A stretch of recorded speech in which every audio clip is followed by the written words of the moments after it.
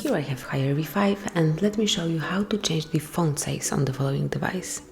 So at the very beginning, open the settings, then go to all, and here scroll down and pick display. Scroll down one more time and tap on font size. And now it's time to decide if you would like to have a small font size or maybe large one. And there's also a fourth possibility. You can have a huge one that will be very big. Obviously the best version for the normal usage is normal one, but if you would like to change it, just change it to the one that you prefer. So that's it. Thanks for watching, please subscribe our channel and leave the thumbs up.